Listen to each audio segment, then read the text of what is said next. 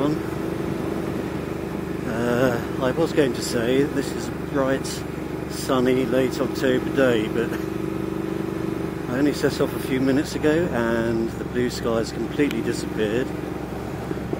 Thank you very much. Blue skies completely disappeared, well, almost, and it's looking like it might rain. But in any event, it's customary on this channel when I've done the first 500 or 600 miles on a new bike to record a review, and I'm at that point now. I've had this bike a few weeks. I'm somewhere between 500 and 600 miles on it, and so I'm going to review it for you. It won't be particularly technical like some reviews are, but it will be really from a kind of rider's perspective, so hopefully it will be useful nonetheless. I'm just riding into a little village called Shenley in Hertfordshire, where I'm going to park up in a moment and do a bit of a walk around, just to talk about the bike as it came in stock form, and also the modifications that have been made to this particular bike, some by the previous owner, some by me.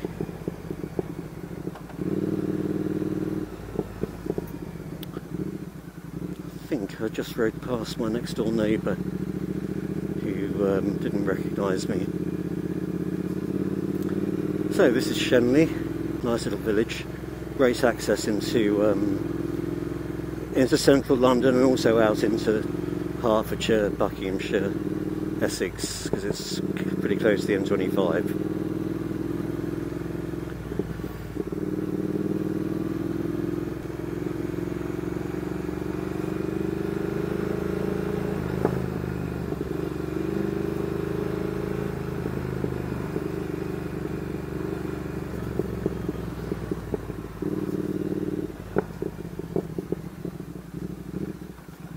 Road surface is shocking.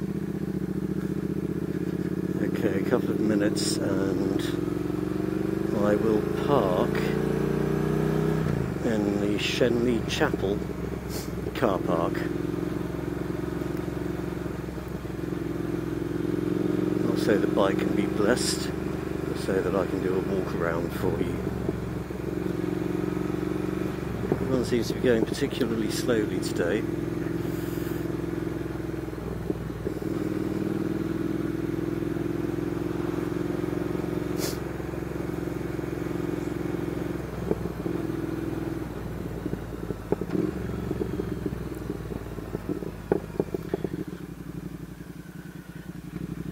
Opportunity to do a bit of a U-turn practice as well. God, it's busy. In fact, it's too busy, so I think I might go a little further up.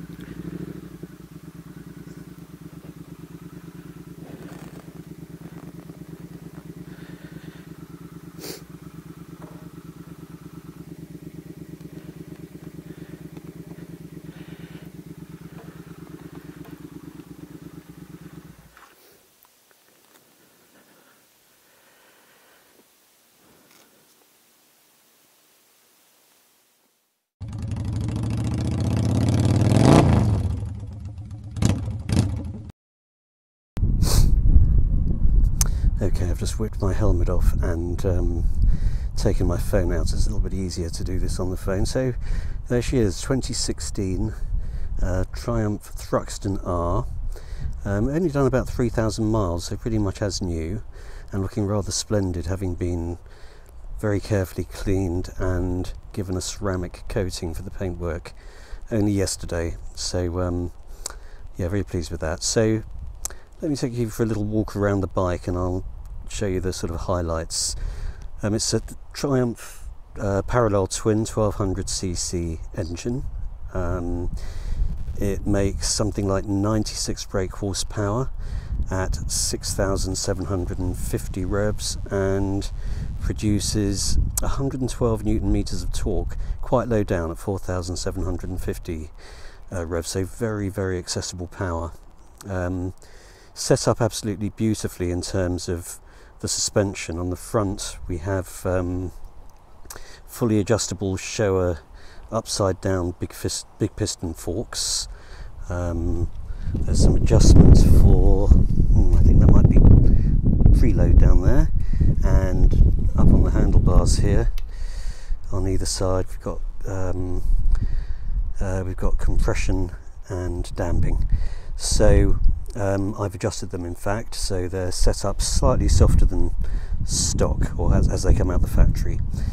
On the back, fully adjustable Öhlins with piggyback reservoirs. I've got those on the standard setting recommended in the owner's manual, and it seems fine. Really kind of plush ride. When you go over bumps and things, they tend to absorb pretty much everything, actually, so absolutely love the setup. Brembo floating discs on the front, with 4-pot radial calipers. I think they're 310mm the discs. On the back, let's come round to the right side, but it's obviously a smaller disc, and it's got a Nissin 2-pot caliper on this one. So Brembo at the front, Nissin on the back. Okay, in terms of modifications, let's see what we've got. Well, firstly, we've got some aftermarket slip-ons. These are iron head. I think the model is OVC 11SS. The catalytic converter, which was in there somewhere, can't find the best angle for you really, has been removed, and there's a Westlake X-pipe installed instead, and there's a Westlake bash plate as well to protect the sump. Over here, that's a Motone Customs Union flag cover for what looks like a carburetor, but it's actually a throttle body. There's obviously one on the other side as well. What else have we got? Phone mount I've installed.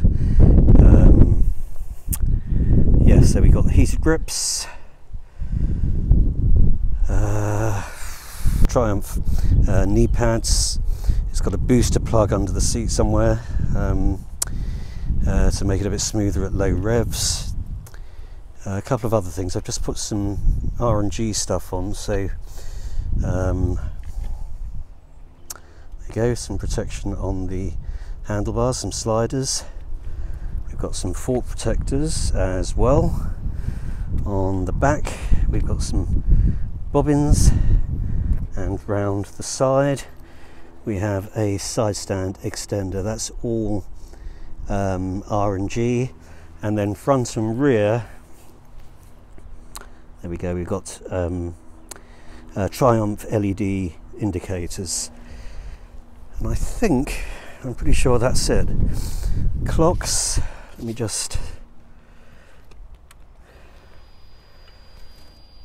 I love these. They're beautifully finished in a kind of polished aluminium. Speedo on the left, rev counter on the right, various things on the digital displays, all controlled from the switchgear here on the left. So the info button will give you clock, current mileage, average mileage, odometer, a couple of trip meters, that kind of stuff, the usual. And then there's a mode button further to the bottom of the switchgear, and that will give you a choice of rain, road or sport. Once you turn the bike off, it will always default to road. I generally ride it in sport. If it's particularly wet, I'll stick it in road. Don't really touch rain. And the other thing I'll mention is that the bike has daytime running lights, which I really do like. Can't really see them very well here, but they're on. And the default when you put the daytime running lights on is that you'll get an indicator on the clock there, and if I just turn to dipped beam, that will go off. So I think that might be it. The only thing I will say is this: it is an absolutely stunning looking bike. I can't think of anything about it that I don't like. Oh, the other thing I didn't mention rather, is that it's lost its tail. It had quite a big sort of rear fender with a light assembly on it, and it's got an R&G tail tidy, which is effectively everything gone bar the bracket for the lights and the license plate holder. So I think I will probably leave it at that. Let's have one more walk around. See it from various angles. That's a thing of beauty there, isn't it? That really is. Okay, I'm going to put my phone away, jump back up on the bike, and we will go for a ride.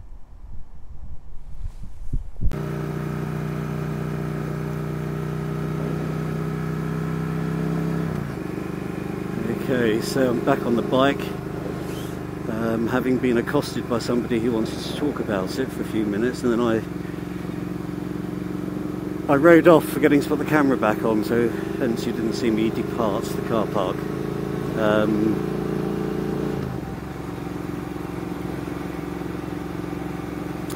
Anyway, it's not brightened up much, and I have a horrible feeling it's going to rain soon, so I'll just carry on talking about it for a little while. May not go too far, but we'll see what we can do.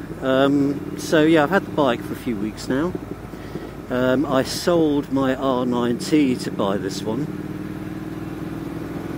and I suppose the first question I should ask myself is, would I do it again? Am I happy with that decision? And the answer to that question is a resounding yes. I absolutely love this bike, and I don't for a moment regret cashing in on the R9T to buy it. I did love the R9T, I had nothing bad to say about that bike, but I prefer this one. Why do I prefer it? Because it's that classic Triumph style. Looks like the bikes that my mates all used to ride when I was younger. Unfortunately I didn't. I had a CG 125 most of the time anyway. So yeah, I love the style of it. I love Triumph bikes anyway, and the Triumph sort of brand and ethos. Yes, I know it's not the Meridian Triumph organisation, but I think they've done a fantastic job in producing some amazing bikes, but sports bikes and sort of adventure stroke tourers, but in particular the sort of modern classics, which have all kind of homed in on the old Bonneville look and image and reputation. And the Thruxton is now, well, this is the third iteration. The first sort of reissue of the original Thruxton was quite a few years ago now, and had a sort of 900cc air-cooled engine, and the Thruxton R and the standard version in 1200cc form date back to 2016. Now there's an RS as well, but certainly the Thruxton R and subsequently the RS are without question the cream of the crop when it comes to Triumph's sort of modern classic range. The quality of the components, the setup, the ride, everything about them is just much better than the other model. So anyway, am I happy I made the decision? Yes, I am, without question. Is there anything I don't like about it? Well, not really. I think I'll mention something about comfort, if I may. It's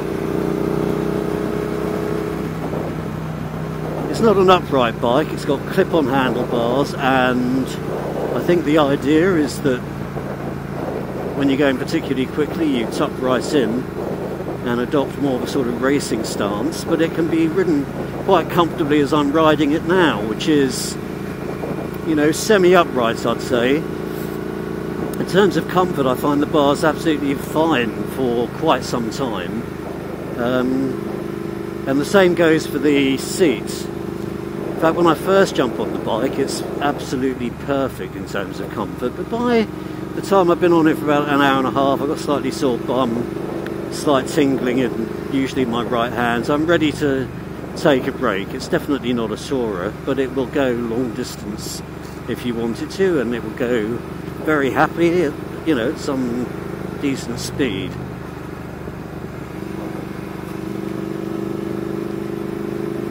It takes corners beautifully. It's a 17-inch wheel at the front, so not particularly big, and it turns in without any kind of sort of resistance whatsoever. It's a very easy bike to ride in that respect, and it sounds unbelievable. Admittedly, this has been decatted and I have some aftermarket end cans on it,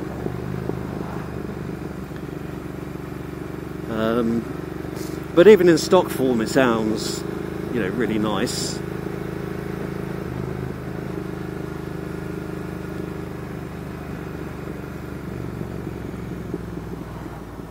Turn down here. There's actually a corner which isn't the best in terms of visibility, however.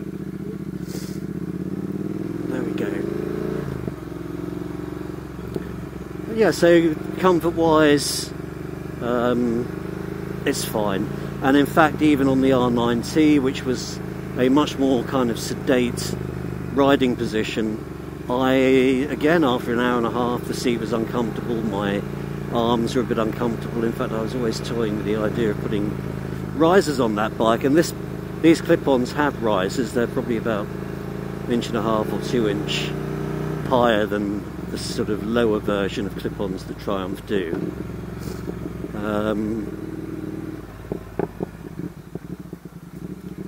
Mileage, I'm getting something in the order of 57 miles to the gallon, I think.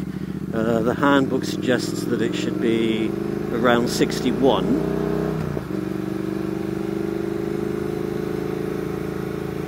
I've not got that so far, and I doubt I will. But 57 is pretty good. Makes it a relatively economical bike to ride, and I'm more than happy with that. Performance, well, in a second. I was going to come around this corner because I was distracted when I turned the bike back on. As I say, someone was talking to me, and I didn't put it in sports, which I'm about to do now. So one press of the mode button on the clutch, off the throttle, and we're in sports. So doing that on the fly is very easy, and immediately actually you can feel that it picks up in a far more aggressive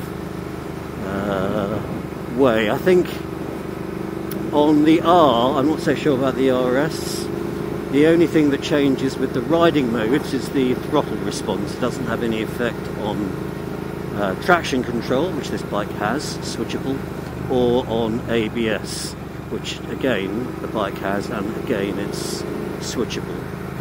So yeah, it's just a more immediate response to the throttle, which is always welcome.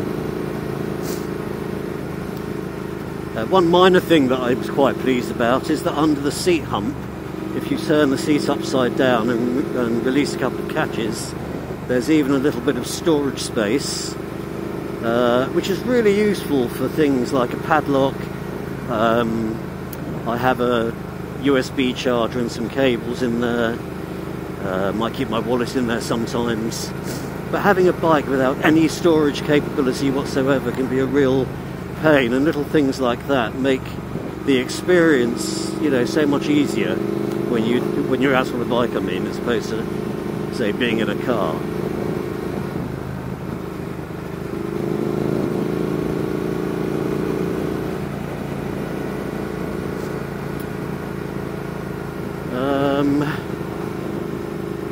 What else can I tell you? No more modifications really planned for it. I suppose if there was something I would change, the wheels are very classic in terms of being wire spokes. The rims are aluminium and the spokes are actually chrome plated. I suppose I would rather they were stainless steel, and it's possible that I would rather they were mag wheels, I guess, and tubeless. I guess that doesn't really fit the image of the bike quite so well, and it's certainly not a deal breaker. It's the second bike in succession, actually, where I've had tubed tyres.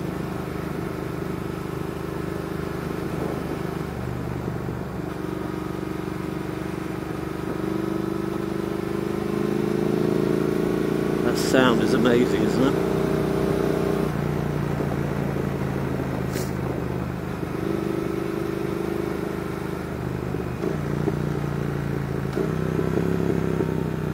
I just wanted to let you hear that popping on the overrun, which is machine gun quality.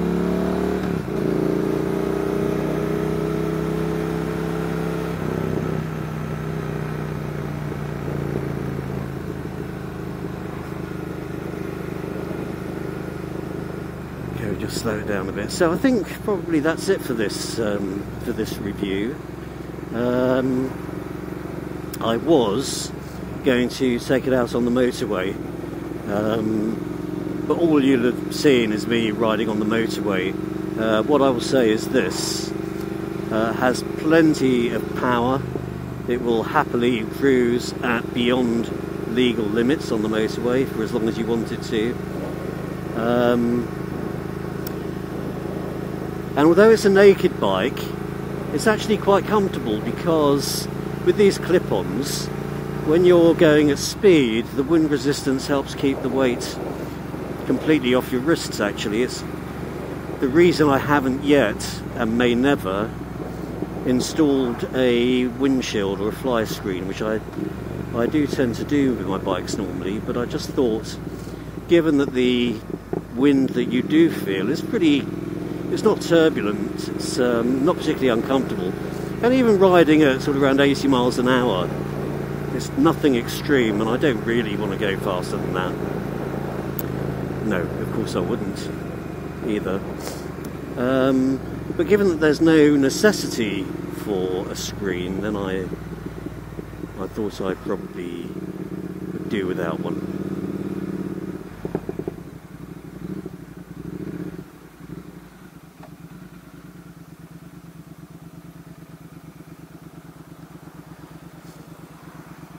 Right, I'm going to call it a day now. Thank you very much for watching. I hope that was reasonably interesting, and I will catch you next time. Oh, if you enjoyed this, then please do just hit the subscribe button or the notification button, or give it a like, or all three. I would be hugely appreciative. Thanks then, see you next time.